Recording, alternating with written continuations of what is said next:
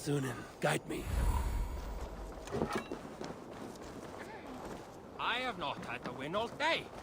I must turn this around.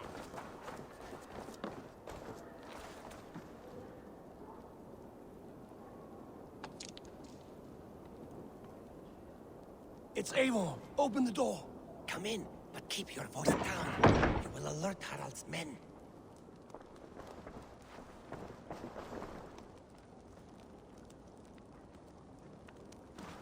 Where will we live?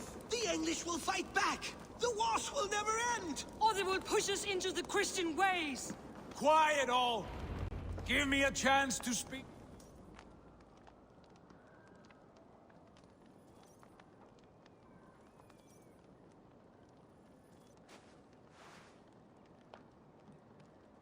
2 days ago, we rid this land of Kjotve and his dogs. Yet today, we do not celebrate. Today we cower under a cloud of fear. But it need not be like this. We are not the heel-trodden subjects of a boy king. We are the Raven clan. Our destiny is our own. Did you know about your father's oath to Harald? I did not. And for that my anger burns hotter than any man's here. But I will not let that drive me into despair. We cannot stay in Norway. Not under Harald's boot. Not without fueling more war. So we push forward. To newer lands. To England. And there make a new home. A kingdom of our own. The sons of Ragnar Lothbrok have been in England 8 winters already. Is there any land left for a clan of our size? More than enough, wife. Of the 4 kingdoms of England, only one is truly pacified. I have no desire to wear Harald's leash. I like this idea. A saga for the ages, I agree. It will take time and resources to build ourselves a new home, but the riches taken from Kjotve's raid would suffice. No. That belongs to my father, as a fair compensation. In England, we must start anew. You would start us with nothing? In a land we do not know? Among people who hate us? Kjotve's riches would go some way to easing our passage, Sigurd. I bested him. It is within my rights to claim his goods. Our leaving must not be an assault on my father. It is a time of renewal for us.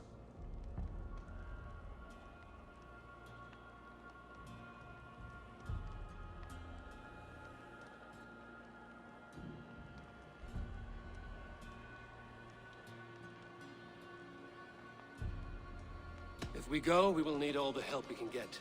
I say we take Kjotve's spoils for our own. I abhor such theft. But if this is what it takes to sway you to my cause, I accept. Styrbjörn will prosper by the generosity of his new king. Kjotve's goods belong to us. To England then, before the day is out. Pack what you need, but no more than that. And tighten your lips. The last thing we need is the attention of Harald's troops.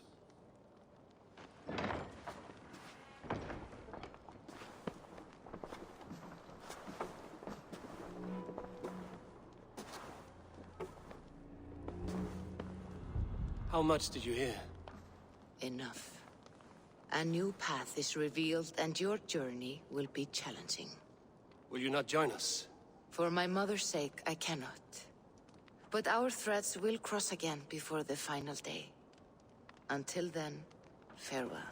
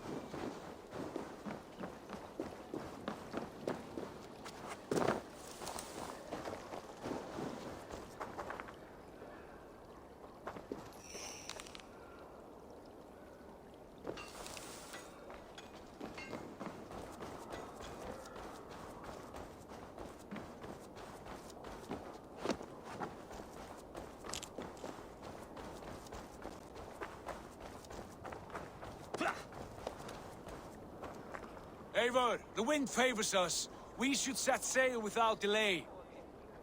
You made quick work of packing. Well done. The dream of new lands is a powerful lure. As is the promise of glory. But the act of leaving so beloved a home, there's a sadness to it. Having doubts? No, not at all.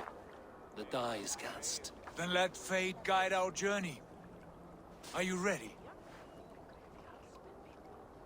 I'm ready. Let us take to the water and leave unbothered while we have the chance. That chance has passed. Look! Fate flies on swifter wings than we. King Harald's banner.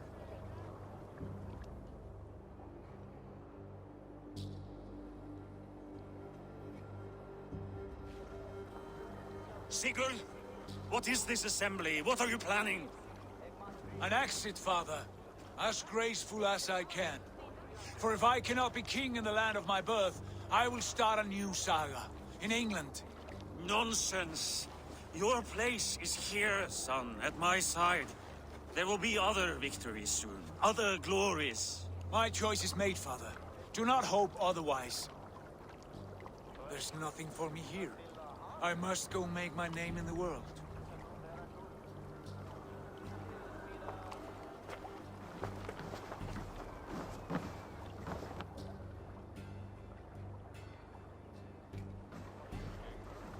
And you have plundered Fornburg's resources, I see. You leave nothing behind but your honor. You left me no choice. I entered the Alving a prince. I left the son of a Jarl. There are always choices, Sigurd. I will not stand between you and yours, but I do not accept it. 17 winters ago, I opened my door to you, Eivor. And now, your only thanks is to rob me? I should have left you to the wolves. Sad old elk. Do not carry his words with you to England. He brought this day upon himself. I know.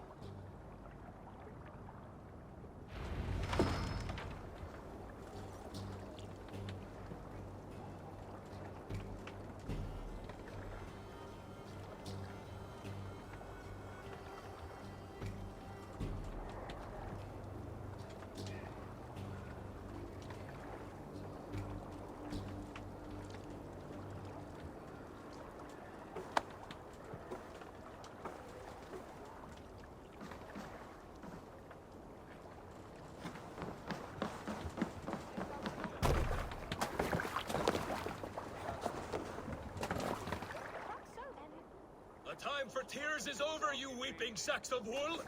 Put some muscle into those pools! Ration your strength, dog. We have an ocean to cross. All right, you lazy backrout. Sigurd, what's our course? The sons of Ragnar established a settlement near the coast. We set sail for that. Raggi, sing a song to lift our hood. To rouse the gods!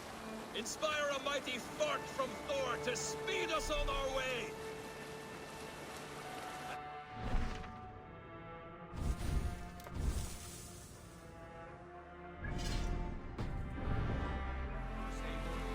And on its far side, a new kingdom awaits. You know England well from your travels. I spent a season in their kingdom of Mercia, a temperate land, lush and wild. By now, the sons of Ragnar will have claimed its heart. Do we mean to join their army? They will join ours. In time, all of England will know of Raven Clan and the glory we brought to that fractured land. So to England! Glory and destiny! To England! To England! For Valhalla!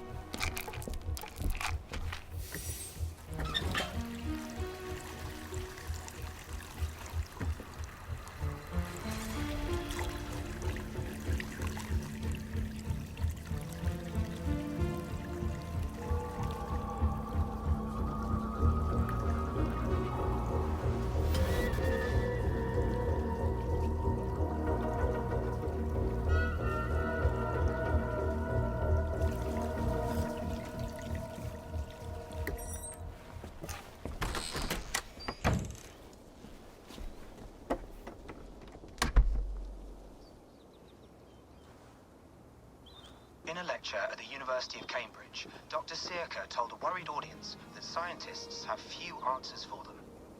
Since the mass coronal ejection of 2012, the strength of the Earth's magnetic field has increased by a factor of 50,000. This has resulted in huge disturbances in radio and satellite communications, dangerous bands of radiation around the poles, and as we can all see from our window, an aurora borealis that never burns away. Unfortunately, we are stumped as to why this is happening, and if we cannot find an answer soon, it may change the way we live, the way we communicate, even the way we evolve, forever. Dr. Sirka went on to say, Bought you more electrolytes? Oh, new and improved citrus flavor. Thanks, Sean.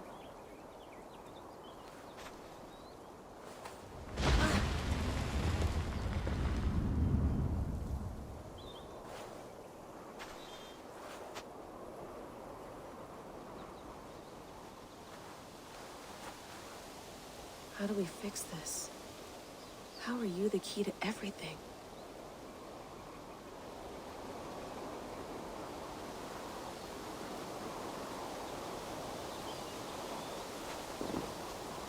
You're a long way from home, Eivor.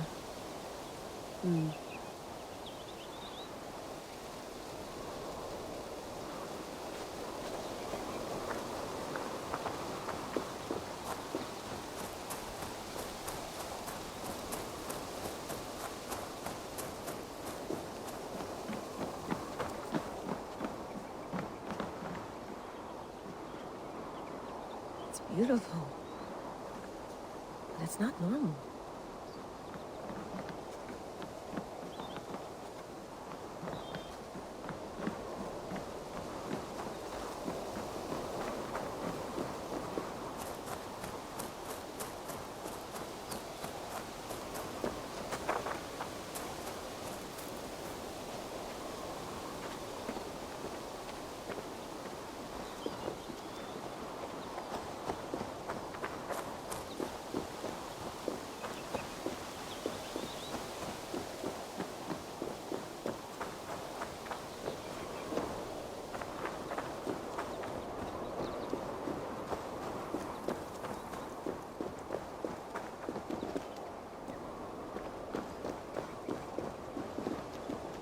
I'm not going anywhere.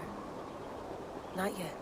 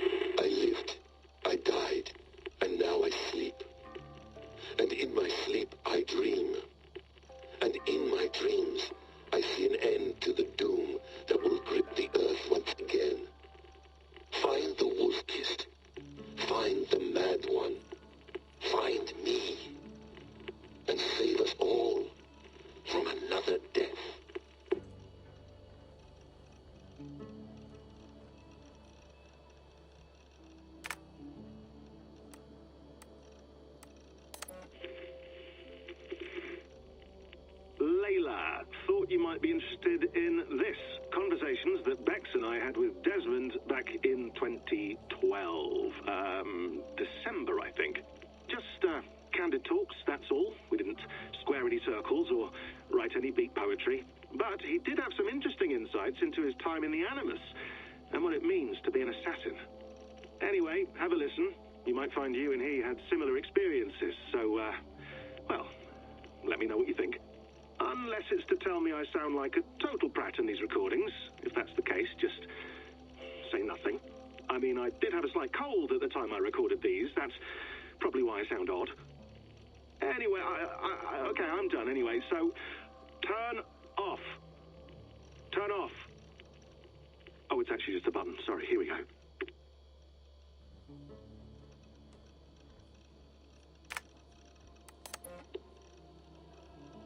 No, come on, Sean.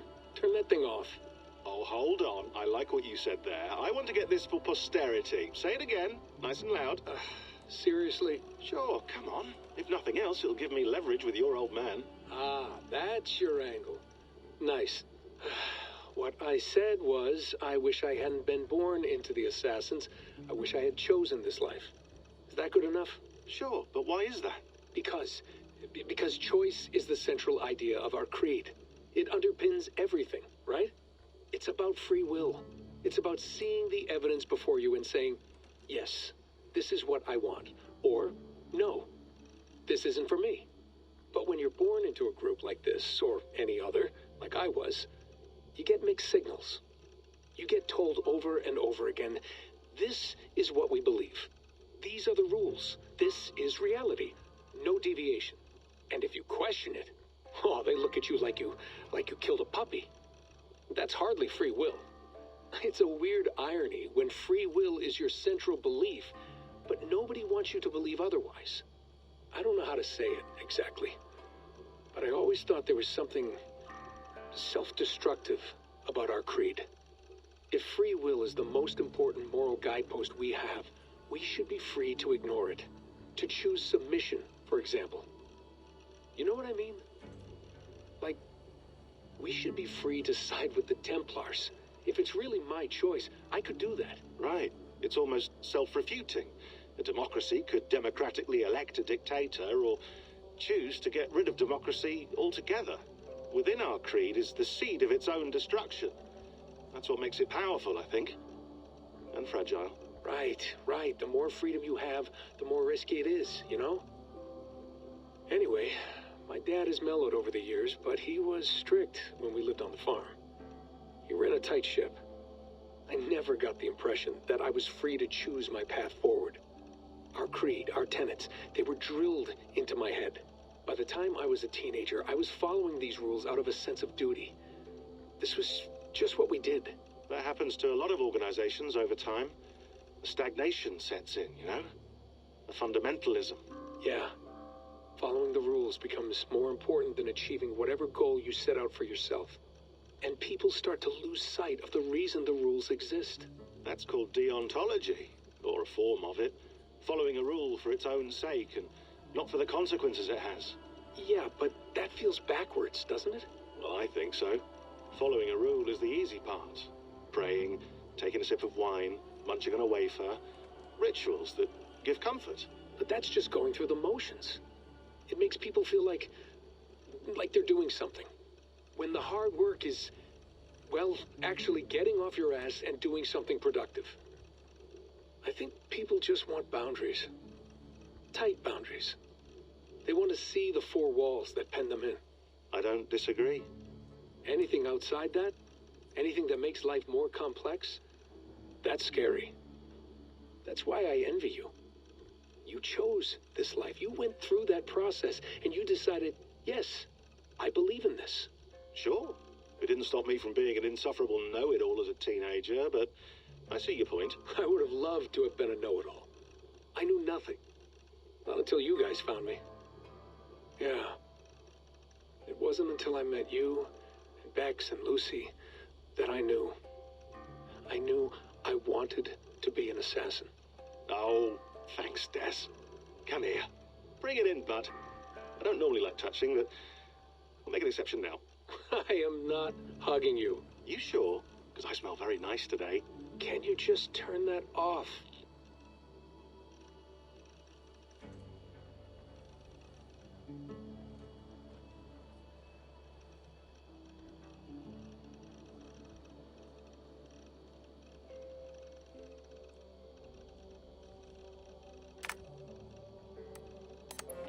Hold on, I'll just set this here. Do you guys record everything we talk about? Not everything, but you've been using the Animus so much, I thought this was a good chance to learn some things about prolonged exposure. So I'm your guinea pig. No, my guinea pigs are all dead. The Animus was too much for them to handle. Cute. Can I ask you about the bleeding effect? Any recent flashes? Any memories resurfacing? Yeah, the usual things. Ghost images of Altair and Ezio a few times a day.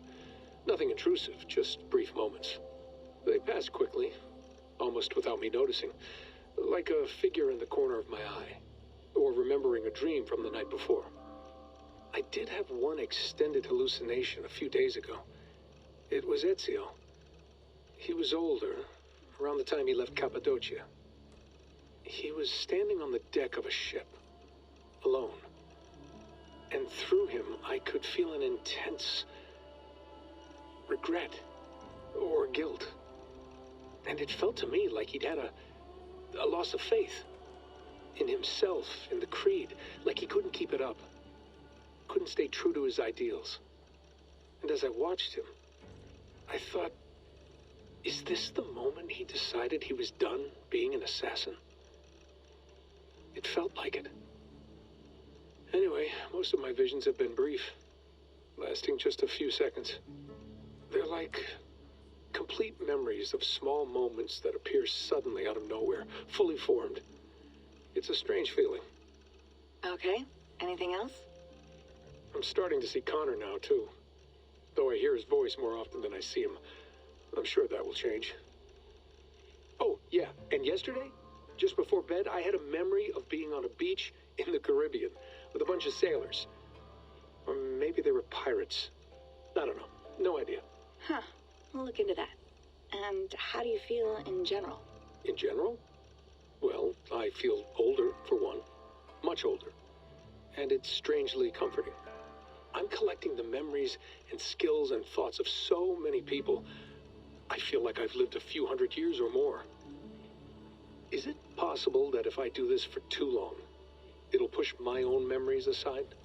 That I'll be everyone but myself after a while? It's possible. That's called identity substitution. It's happened before, but it's rare. And someone with your background shouldn't need to worry. My background? You mean someone with my genes? My abilities? You have Isu DNA, and that lets you see things and do things and withstand traumas that other people can't. And I can suffer in ways that others can't. That's not something to be proud of. You mean the apple? Yeah. It has a pull, Bex. It tugs at my brain. It talks to me. Teases me. Drives me mad. And what I did to Lucy... God damn it. Nothing is worth the damage I did. The pain I caused. I know. But you're special. That's the point. I'm not special, Bex. I'm lucky. That's all. I understand. We're assassins. It's our creed that makes us different, not our genes, not our blood. Anyone can join us. That's true. But let's leave that aside for a second. What I want to know is, have you ever had any Isu memories resurface? Isu memories? I don't think so. I can't even begin to imagine what that would feel like. I think you'd know if you did. Maybe one day. We might be able to induce something. Jesus, let's fix the world first, okay? Before we start digging up my ancient ancestors. Deal. With my luck, I'll be related to some third-rate Isu like Sisyphus or something. Way to aim high, buddy.